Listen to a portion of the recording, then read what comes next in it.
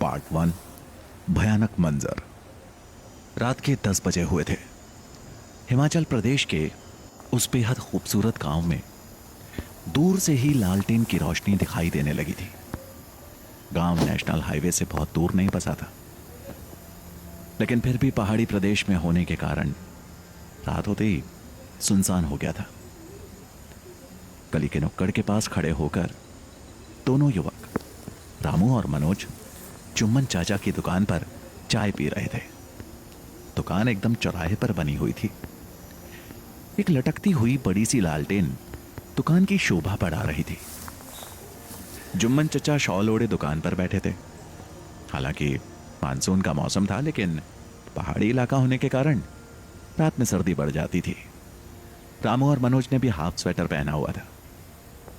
जुम्मन चाचा झुंझुलाकर बोले, अरे सरकार इतनी स्कीम बनाती है, 24 घंटे बिजली आपूर्ति फलाना ढिमकाना, फिर भी रात में 1 सेकंड के लिए भी बिजली नहीं रहती। आज के जमाने में भी लालटेन जलानी पड़ती है। रामू चाय की चुस्कियां लेते हुए बोला, अरे टेंशन क्यों लेते हो चचा, अभी बारिश का सीजन है, इसलिए बिजली कट जाती है रात में। वैसे इस बार बहुत तगड़ी फसल होगी जुम्मन चचा, बारिश बहुत अच्छी खासी हुई है इस बार। जुम्मन चचा थोड़े दुखी स्वर में बोले, इस बार का तो हमारा तो मुश्किल लग रहा है बिटवा, फसल ज्यादा अच्छी होगी नहीं। उनकी बातचीत में दिलचस्पी दिखाता हुआ मनोज बोला, कीटनाशक काहे नहीं छिड़कते हो चचा, खाद से फसल बढ़ाने की कोशिश करोगे तो वक्त तो लगेगा ही ना। जुम्मन चचा मनोज और रामू के खाली गिलास वापस लेते हुए बोले, अरे ना बिटवा, फसल खाद से ही बढ़े तभी अच्छा रहता है।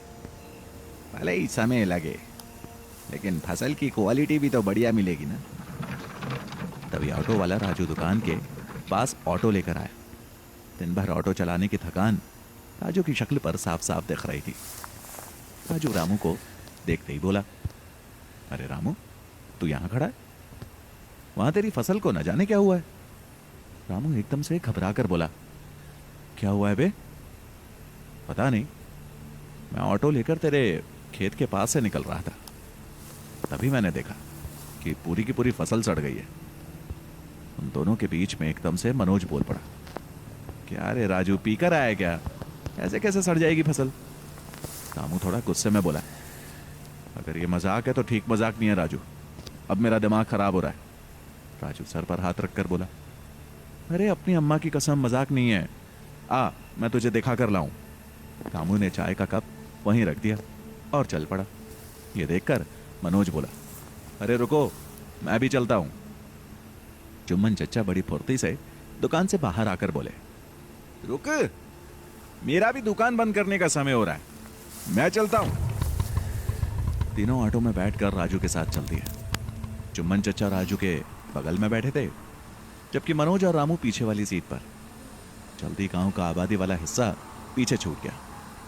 मकानों पर लटकी हुई लालटेन भी देखना बंद हो गई।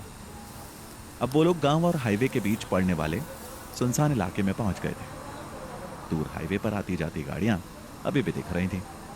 उस इलाके में घुप अंधेरा छाया हुआ था।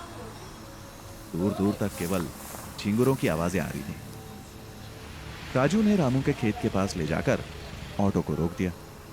घुप अंधेरे में केवल ऑटो की हेडलाइट से ही फसल का कुछ नजारा दिख रहा था।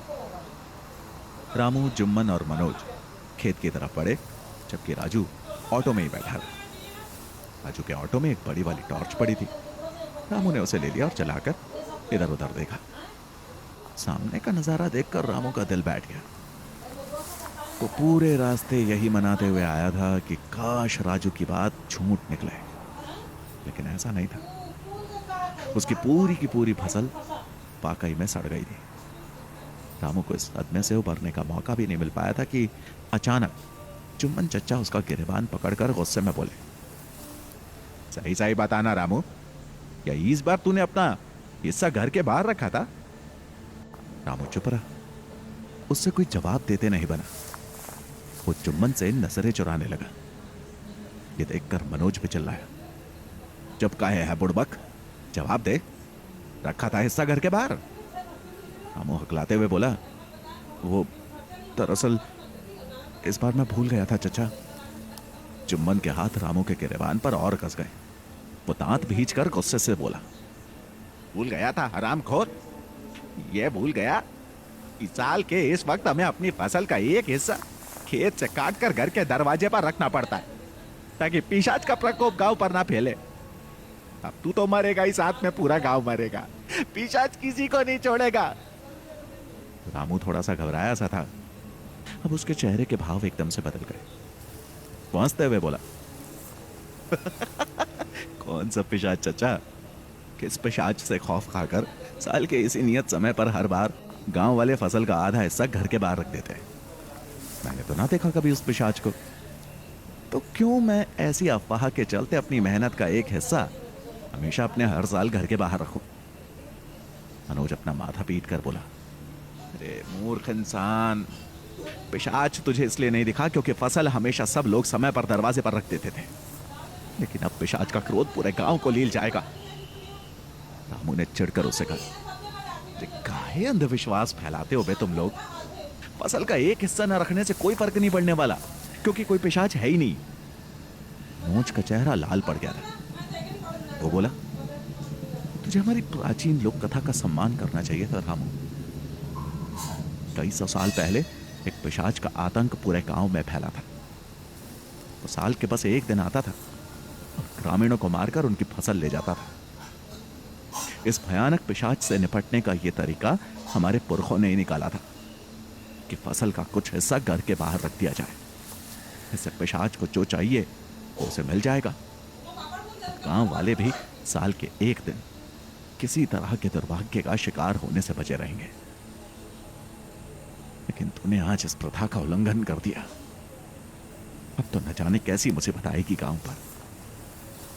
रामू मनोज से बोला, ये पहाड़ी लोक कथा मैं भी जानता हूं, लेकिन तुम लोग शायद इन चीजों को ज्यादा ही गंभीरता से लेते हो। फसल खराब होने का कारण खराब क्वालिटी का कीटनाशक भी तो हो सकता है ना। जरूरी नहीं है कि ये किसी काल्पनिक पिशाच का ही किया धरा हो। जुम्मन गुस्से में बोला, ये जिसे तू काल्पनिक पिशाच कह रहा है ना, उसे कुछ लोग फसल का देवता मानकर उसकी पूजा करते हैं। उनका मानना है कि पिशाचिक शक्तियों की वजह से ही कम बारिश में भी इस गांव की फसल बेहतरीन होती है। बदले में पिशाच चाहता है तो बस फसल का एक हिस्सा। तुझे एक हिस्सा देने में इतनी तकलीफ हो गई? रामू ने जवाब दिया, बात एक हिस्से की नहीं है जुम्मन। अगर गांव वाले किसी बेतों की बात में विश्वास करना चाहते हैं तो करें। आप सभी लोगों से तो इस तरह की उम्मीद नहीं कर सकते ना। मैं नहीं मानता किसी फसल के देवता को, जिसको जो करना है कर ले। तभी रामू को गुस्से से घूरते मनोज और जुम्मन की आंखों में डर नजर आने लगा। वे धीरे धीरे पीछे हटने लगे। रामू उनके चेहरे के बदलते भाव को देखकर बोला, अरे अब तुम लोगों को क्या हुआ? इतने घबरा क्यों रहे हो? तभी रामू ने महसूस किया कि उसके पीछे कोई खड़ा है। किसी की तेज सांसों को वो अपनी गर्दन पर महसूस कर सकता था। इससे पहले कि वो पूरी तरह पीछे मुड़ पाता, तेज धार वाले नाखून उसकी गर्दन काटते चले गए। गर्दन से ज्यादा खून बहने के कारण वो वहीं गिर पड़ा। उसके मुंह से रक्त की धार फूट पड़ी। अब जुम्मन चचा और मनोज बुरी तरह चीखे और तेजी से भागते हुए राजू के ऑटो के पास पहुंचने के लिए दौड़ने लगे। वो भी थोड़ा सा दूर खड़ा था। जुम्मन दूर से ही चिल्लाते हुए बोला, ये राजू, ऑटो स्टार्ट कर। राजू ने तो जैसे उनकी बात को अनसुनाई कर दिया। बंद कर दिया। जुम्मन और मनोज जल्दी से ऑटो के अंदर बैठ गए। वे बोले, ये राजू क्या हुआ? जल्दी ऑटो चलाना। भयानक पिशाच ने रामू को मार डाला। हमें गांव जाकर सबको उसके बारे में बताना होगा। तबाही आने वाली है गांव में, तबाही। राजू ने फिर भी कोई जवाब नहीं दिया। पिशाच का जिक्र सुनकर उसके चेहरे पर घबराहट का कोई भी भाव नहीं आया। मनोज उसे हिलाकर बोला, ये राजू, तू ऑटो क्यों नहीं स्टार्ट कर रहा? तूने सुना नहीं हमने क्या कहा? राजू ने धीरे से अपना सर पीछे घुमाया। उसके चेहरे पर हल्की मुस्कुराहट थी। इतने भयानक माहौल में भी राजू को मुस्कुराता देखकर जुम्मन और मनोज कुछ समझ नहीं पाए। तभी एक विशाल भयानक हाथ ऑटो के अंदर बैठे जुम्मन की गर्दन पर जाकर कस गया। जुम्मन ने लाख कोशिश की छूटने की, लेकिन वो हाथ उसे ऑटो से बाहर खींचने में सफल हो गया। मनोज तुरंत ऑटो से निकलकर चुम्बन की मदद करने के लिए भागा, लेकिन ऑटो की रोशनी में उसने जो नजारा देखा वो किसी भयानक सपने से कम नहीं था। एक 7 फीट का हल्की लाल त्वचा वाला बेहद पतला दुबला सा प्राणी चुम्बन के ऊपर पूरी तरह से झुका हुआ था। पूरे वातावरण में झींगुरों की आवाज के साथ चुम्बन की गर्दन का मांस चबाए जाने की आवाज भी शामिल हो गई थी। चुम्बन का शरीर थोड़ी देर तक थरथराता रहा और अंततः शांत हो गया। ये भयानक दृश्य देखकर मनोज पूरी तरह से जड़ हो गया। अचानक उस भयानक पिशाच ने चुम्बन की गर्दन से मांस उधेड़ना बंद कर दिया। उसे भी पीछे खड़े मनोज की उपस्थिति का आभास हो चुका था। वो उठा और मनोज की तरफ मुड़ा। उस लंबे और असामान्य रूप से पतले पिशाच को देखकर मनोज के मुंह से चीख भी नहीं निकल रही थी। उस पिशाच के पतले चेहरे पर एक जोड़ी भयानक काली छोटी छोटी आंखें थी, पतले लेकिन लंबे कान, छोटी सी नाक और भयानक पैने दांत। इतना विकृत चेहरा देखकर किसी के भी सिट्टे पिट्टे गुम हो सकती थी। पिशाच कुछ कर नहीं रहा था, बस मनोज को देख रहा था। मनोज धीरे धीरे पीछे की तरफ मुड़ा और पूरी ताकत के साथ भागने की कोशिश की, लेकिन वो 7 फीट का पिशाच असामान्य रूप से तेज था। उसका भयानक पंजा भागते हुए मनोज की छाती चीरकर आर पार हो गया। मनोज के मुंह से खून का फंवारा छूट पड़ा और वो भी वहीं ढेर हो गया। मौत के इस तांडव के बाद राजू ऑटो से निकला। पिशाच के पास जाकर पहले सिर झुकाकर उसका अभिवादन किया और फिर घुटने के बल बैठकर बोला, हे फसल के देवता, जैसा कि मैंने वादा किया था, आपको 3 व्यक्तियों की बलि मिल चुकी है, जिनमें से एक ने 100 साल पहले बने नियम का उल्लंघन भी किया था। उम्मीद है कि इनके रक्त ने आपके क्रोध को शांत कर दिया होगा। अब बस इस गांव पर रहम खाइएगा। आगे से कोई दरवाजे पर फसल ना रखने की गलती नहीं करेगा। पहली और आखिरी भूल समझकर इस गांव को एक और मौका दे दीजिए। पिशाच कुछ पल रुका, उसने अपना भयानक हाथ उठाया और राजू के सिर पर रख दिया, मानो कह रहा हो कि मुझे तुम्हारा प्रस्ताव स्वीकार है। इसके बाद वो मुड़ा और अविश्वसनीय गति से भागते हुए उसी अंधकार में गुम हो गया जहां से वो आया था।